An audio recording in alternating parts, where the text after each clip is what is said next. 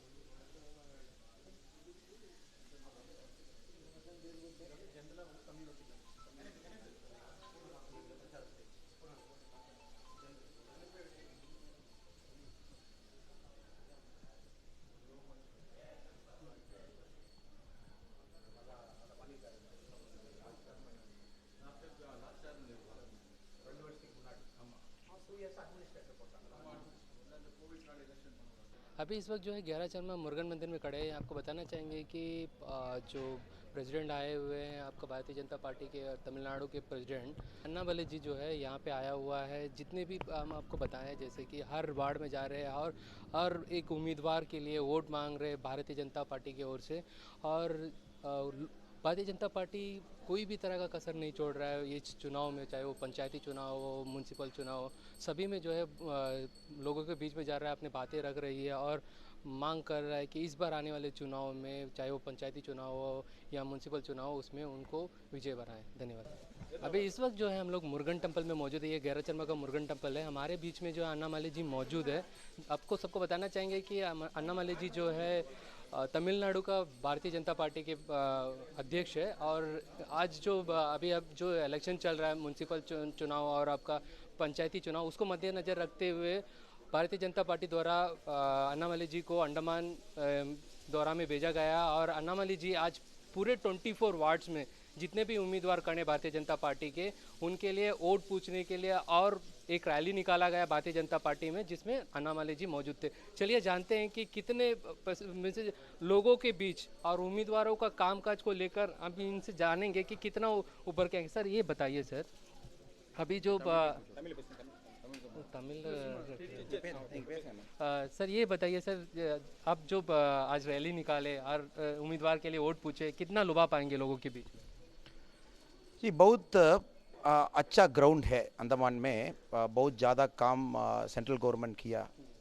इसी में national highway दिया, international airport upgradation it is happening, underground cabling it is completed. So ground में बहुत बढ़िया अवेयरनेस है कैंडिडेट में पार्टी में। So we will see very high number of candidates will get elected, no doubt about that. And second, we have done campaigning for almost about 15-16 candidates for the municipality, and remaining we will do it in the evening also. We are very, very confident. March 6, Andaman will vote for progress. Port Blair will vote for development. So 100% BJP will come back again with super majority. Sir सारे party वाले ये भी सवाल कर रहे हैं कि Bharatiya Janata party पिछले बार जो है म्यूनसिपल में हर एक बीते 5 साल चेयरमैन में बैठे थे, तो म्यूनसिपल का जो काउंसिल उन्हीं के पास में थे। तो वैसे में ऐसा क्या वजह आया कि बाहर से जो है नेता लोग आ रहे हैं और यहाँ पे वोट पूछ रहे हैं? क्या आप उसके ऊपर क्या कहें? One thing we have to understand, sir, Congress as a party is no more alive. It is decimated. The only party that thinks about nation's progress is BJP, especially our Bharat Prime Minister Narendra Modi ji. Congress party, it thinks about themselves, about a family, about one person sitting in Delhi. If you look at the development work that has happened in Andaman, it is there for people to see. You see roads have improved, drinking water facility have improved. Every household is getting water through a tap connection. That is Modi ji's dream, which Andaman is Port Blair is having. And second, 5 years people have given opportunity to BJP. The chairman is also here. And that 5 years, they have taken development to a next level. Yes, Andaman has got challenges. It is an island. Job opportunity, development, lot of issues are there. Only a strong central government can do. Imagine if Congress is getting voted to power. How will they mobilize money? How will they do development here? So Andaman should always go with center. Modi ji is sitting in Delhi. Modi ji is giving everything to Andaman. So when a BJP chairman, BJP members with a super majority sit in municipality, it will be easy for people to see progress with their eyes. That is what people have decided. Delhi में होना चाहिए BJP, Port Blair में होना चाहिए BJP. So people have made up their mind. So March 6 you will see 24 out of 24 BJP will come to power. Sir जैसे कि हम लोग हर एक वार्ड में जाते हैं, हर वार्ड में हम लोग भी जाके अपना सर्वे लेते, पब्लिक का व्यू लेते ताकि वो किस पार्टी को जो है इस बार विजय बनाएंगे, तो वो एक सर्वे करते। उस बात जितने बार जगह पे गए, मैक्सिमम जगह पे एक बात उठा, बेरोजगारी और आपका महंगाई, उस पर क्या कहेंगे? Andaman, we have to understand 2 years it has gone through a lockdown, it is coming out of the lockdown. So there is a lot of restriction in terms of shipping and everything. If you look at the inflation per se, the country is seeing one of the lowest inflation when compared with the Congress era. Only Bharat Prime Minister Narendra Modi ji, he has given lot of facilities, lot of ration to Andaman even during the lockdown period, and people are taken care. It is not that people were not taken care. You imagine every person gets 5 kg rice and 1 kg dal, Annabhagya Yojana. Throughout the corona period it was given. And more importantly, think about vaccination. 170 crore dose people have given vaccination. Every single person in Andaman is given. Andaman has got zero COVID cases now. Absolutely no problem. And second, when tourism picks up, economy will pick up. For tourism to pick up, tourism is picking up now. So we have to understand, Congress party just sits out of power. There is a Congress MP sitting here. What did he do for Andaman? Did he raise anything in the parliament?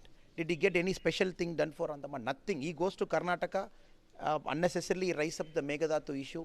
He goes and does political drama there. Nothing he does for Andaman. So now Andaman people know, Delhi में मोदी जी, अंडमान में BJP. Sir जैसे कि अभी आप MP साहब के बोले मेघदातु rally में जो भाग लिए थे, वैसे में आप एक बड़ा लीडर भी है, आप तमिलनाडु का जो भारतीय जनता पार्टी के प्रेसिडेंट भी है, तो वैसे में जितने भी यहाँ के तमिल वाले हैं क्या नाराज़ हैं उनसे, और ये आने वाले चुनाव में कहीं ना कहीं उसका असर दिखाई देंगे? ஒரு விஷயம் நம்ம புரிஞ்சுக்கணுங்க. அதாவது மேகதாத்து இஷ்யூவை பொறுத்த வரைக்கும் அது சுப்ரீம் கோர்ட்டில் இருக்குது. 2 மாநிலத்துக்கு இருக்கக்கூடிய பிரச்சனைகள், அது இரண்டுமே சுமூகமாக பிரச்சனை முடிஞ்சிடும். சுப்ரீம் கோர்ட் தெளிவாக சொல்லிட்டாங்க, பாராளுமன்றத்தில் நம்முடைய அமைச்சர்கள் சொல்லியிருக்காங்க. ஆனால் அந்தமானுடைய எம்பி இங்கிருந்து போய் கர்நாடகாவில் பாத யாத்திரை போக வேண்டிய அவசியம் என்ன வந்துச்சு? தேவையில்லாத விஷயம். இதில் தேவையே இல்லை.